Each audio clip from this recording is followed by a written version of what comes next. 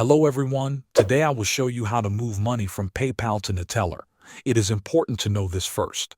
There is no direct button in PayPal that sends money straight to Neteller.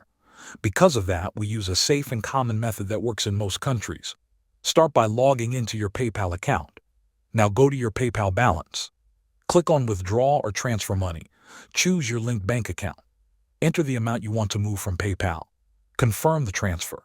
PayPal will now send the money to your bank. This step can take from 1 to 3 business days, depending on your bank and country. When the money arrives in your bank account, the next step is Neteller. Open a new tab and log in to your Neteller account. Make sure your Neteller account is also verified. Go to the Money In section and choose Add Funds. Select Rapid Transfer as your deposit method. Neteller will show you bank details or a deposit option through your local banking system. Follow the instructions shown on the screen. Enter the same amount you withdrew from PayPal or less if you prefer. Confirm the deposit. After the bank transfer is completed, the money will appear in your Neteller balance. Thanks for watching.